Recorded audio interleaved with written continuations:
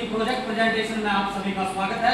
हम Freeport precision product private limited Madhya Pradesh से belong करते हैं और हमारा ऑल ओवर इंडिया में 6 प्लांट है। हम scooter, motorcycle, 3 wheeler, passenger vehicle और कमर्शियल व्हीकल के स्पेयर पार्ट बनाते हैं, जिसमें से static part, function part, safety part, interior part और ईवी बैटरी पार्ट भी प्रोड्यूस करते हैं। ये हमारी कुछ इन हाउस कैपेबिलिटियां हैं, जिसमें इंजीनियरिंग में हमारे पास 30+ प्रोडक्ट और प्रोसेस एक्सपर्ट है और हमारे पास एक डेडिकेटेड R&D सेंटर भी है। हमारी कैपेबिलिटी में मोल्डिंग कैपेबिलिटी है, welding, tool manufacturing, digital manufacturing process है और हम IATF से भी सर्टिफाइड है। हम मारुति सुजुकी, TVS, फोर्ड और होंडा से भी अप्रूव्ड है। हमारी कुछ इन हाउस कैपेबिलिटियां जो टेस्टिंग कैपेबिलिटी है, जिसमें विजुअल, सरफेस, एनवायरनमेंट, कलर और स्ट्रेंथ टेस्टिंग अवेलेबल है। हम वैल्यू एडिशन करते हैं डिजाइनिंग, डेवलपमेंट में, मैन्युफैक्चरिंग में और मटेरियल साइंस में। ये हमारी भविष्य में आने वाली तकनीक का रोड मैप है, एक रणनीति की योजना है। हमारा यूएसपी में एक क्वालिटी, डिलीवरी, प्रॉक्सिमिटी और एक्सपीरियंस के माध्यम से यूनिकनेस है। एक बार फिर से आप सभी का स्वागत है। ये मेरी टीम का इंट्रोडक्शन है। हमारी टीम का नाम डिजिटल दृष्टि। ये हमारी टीम के मेंबर्स हैं। मैं शानू, मैं महेंद्र और मैं मंडीना। हमारे फैसिलिटेटर मिस्टर विकास, हमारे स्पॉन्सर मिस्टर मनीष कुमार चौधरी। अब मैं आपको ये बताता हूँ कि हमने इस टीम का गठन क्यों किया। पहले हम सिर्फ ग्राहक की संतुष्टि पर ध्यान देते थे। अब हमारा लक्ष्य था ग्राहक को खुश करना, उसे डिलाइट देना था। हमारा ग्राहक AQI का ऑडिट करता है। ये ऑडिट इस बात पर निर्भर करता है कि प्रोडक्ट देखने में कैसा है, उसकी विजुअल अपील कैसी है। अपना AQI का स्कोर मेंटेन करने के लिए और ग्राहक को खुश करने के लिए हमने एक डेडिकेटेड टीम, QCC टीम बनाई। इसमें हमारा QC टीम का जो विजन था, विजन का अर्थ है दृष्टि और AQI का अर्थ है कि आंखों को क्या दिखता है। टीम विजन का क्या मिशन था? टीम विजन का मिशन है AQI स्कोर को सस्टेन करना और ग्राहक को हमेशा के लिए डिलाइट करना, संतुष्ट करना। विजन द दृष्टि वो आंख जो ग्राहक की खुशी देखती है। ये हमारा प्रॉब्लम बैंक है। कस्टमर को डिलाइट करने के लिए हमने QCC थीम और गैम्बो ऑब्जर्वेशन और डिपार्टमेंट ऑब्जेक्टिव से 12 नंबर प्रॉब्लम आइडेंटिफाई की। उन प्रॉब्लमों को हमने A, B, C कैटेगरी में डिफाइन किया। A में 8, B में 3 और C में 1 प्रॉब्लम पाई। A कैटेगरी की प्रॉब्लम में वो होती है जिसे हम QCC टीम खुद सॉल्व कर सकती है। B कैटेगरी में वो प्रॉब्लम होती है जिसे हमें अदर डिपार्टमेंट की सहायता लेनी पड़ती है। C कैटेगरी में वो प्रॉब्लम होती है जिसे हमें मैनेजमेंट की सहायता लेनी पड़ती है।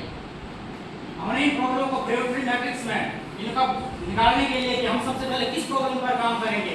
आज हम सभी QCC मेंबर ने ब्रेनस्टॉर्मिंग द्वारा उन प्रॉब्लमों को 1 से 10 तक नंबरिंग किया। नंबरिंग की गई उन प्रॉब्लमों में प्रॉब्लम नंबर 8 को सबसे ज्यादा अंक मिले, इसलिए हमारी टीम ने यह डिसाइड किया कि सबसे पहले हम इसी प्रॉब्लम पर काम करेंगे। स्टेटमेंट ऑफ द प्रॉब्लम हमारा सितंबर 2025 में AQI का DM स्कोर हाई जा रहा था, जो कि 32 था, जो लेस देन 2 होना चाहिए था। ये प्रॉब्लम जो थी ऑडियो लाइन फ्रंट और रेयर के बीच में 2 से 4 mm गैप आ रहा था, जो कि लेस देन 5 होना चाहिए था। प्रॉब्लम स्टेटमेंट, फिर हमने उन प्रॉब्लमों को 4W1H में डाला। समस्या क्या है? IAQI DMS स्कोर कहाँ पर है? कस्टमर रैंक पर AQI ऑडिट के दौरान कब पता चली? सितंबर 2025। किसने नोटिस की? कस्टमर और हमारी क्वालिटी टीम ने। प्रॉब्लम किसी व्यक्ति क्या है? हमारे AQI DMS स्कोर 32 है और टारगेट लेस देन 2 है। इंपॉर्टेंस ऑफ द प्रॉब्लम, अगर हम इस प्रॉब्लम को सॉल्व नहीं करेंगे तो इससे हमारा कस्टमर संतुष्ट नहीं होगा। कस्टमर कंप्लेंट बढ़ जाएगी, IAQI DMS स्कोर हो जाएगा। अगर हम इन प्रॉब्लमों को सॉल्व कर देते तो हमारा कस्टमर संतुष्ट रहेगा, कस्टमर कंप्लेंट खत्म हो जाएगा, जो हमारे AQI स्कोर है वो बिलो टारगेट पे रहेगा। इस प्रोजेक्ट की थीम है कस्टमर को डिलाइट करना, AQI DMS स्कोर को कम करना। हमारा टारगेट है AQI DMS स्कोर 32 को नवंबर 2025 में लेस देन 2 DMS करना। ये हमारा शेड्यूल फॉर इंप्रूवमेंट है। जब हमने डाटा कलेक्शन करने के बाद एक्सेल शीट बनाई तो उसमें हमें पता लगा कि जो हमारा हाउसिंग एंड डेवलपमेंट और रियल के बीच का जो गैप था उसमें AQI DMS स्कोर 32 था। डाटा कलेक्शन द्वारा जब हमने इस प्रॉब्लम को फाइंड आउट करने के लिए कस्टमर एंड पर गए तो हमने हाउसिंग एंड फ्रंट जो RH की टॉप साइड था वह गैप आ रहा था और उसके LH बॉटम साइड में भी गैप आ रहा था, LH के टॉप साइड में भी गैप आ रहा था। इस प्रॉब्लम को हमने और गहराई में समझने के लिए जब इसको 5 लेवल पर सैंपल कराया उसमें भी हमें 0.7 mm गैप ऑब्जर्व हुआ। और इन फ्रंट और रेयर के बीच में 2 से 4 mm तीनों पर गैप आ रहा था, जो कि 0.5 होना चाहिए था। डाटा कलेक्शन करने के बाद हमने ये ऑब्जर्व किया जो गैप था 3 ओकेजनों पे था। जब हम 10 मिनट पे गए और हमने 10 व्हीकल वेरीफाई किए तो हमने पाया कि जो 10 व्हीकल में 2 से 4 mm के बीच सभी व्हीकलों में गैप था। ये जो प्रॉब्लम थी दोनों टाइप के व्हीकल में थी, ड्रम और डिस्क में। जब हमने इससे और जानने की कोशिश की तो हमने इसको 4 पार्ट पे असेंबल किया। उसमें हमने पाया कि जो 4 पार्ट में गैप था 0.7 mm का था। इससे हाउसिंग हेड फ्रंट और रियर को आपस में लॉक करने में कठिनाई आ रही थी। फिर हमने ब्रेनस्टॉर्मिंग की जिसमें 15 कारण निकल कर आए। कॉज एंड इफेक्ट डायग्राम की मदद से हमने उन 15 कारणों को सिस्टम में डाला। और ये हमारा कॉज वेरिफिकेशन है। कॉज वेरिफिकेशन द्वारा जब हमने उन 6 कारणों का इस प्रॉब्लम के साथ मीडियन रिलेशनशिप में पाया और इनका मीडियन रिलेशनशिप में आने का कारण जो था, इनकी डायमेंशन हमारे 2D ड्राइंग में अवेलेबल नहीं थी, इसलिए हमने अपनी R&D टीम से 3D ड्राइंग प्रोवाइड करवाई। कॉज एंड इफेक्ट डायग्राम द्वारा हमारे पास इसके पॉसिबल कॉज 6 निकल कर आए। एक बार कॉज वेरिफिकेशन 2 द्वारा हमने उन 6 कारणों का द्वारा भी कॉज वेरिफिकेशन किया, जिसमें हमने इनमें से 3 कारणों को इस प्रॉब्लम के सबसे स्ट्रॉन्ग रिलेशनशिप में पाया।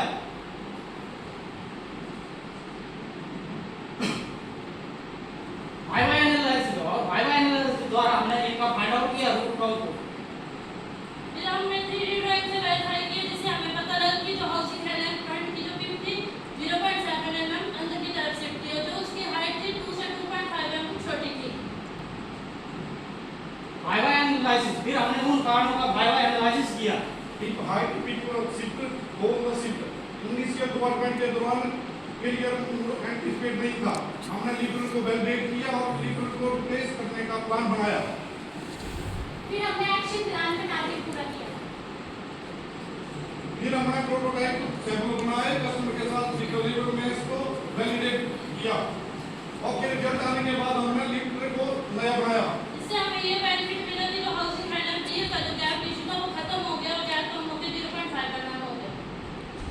जैसा कि आप देख रहे हैं, पहले हमारे इक्विलिब्रियम को 32 था और गैप भी ज्यादा था।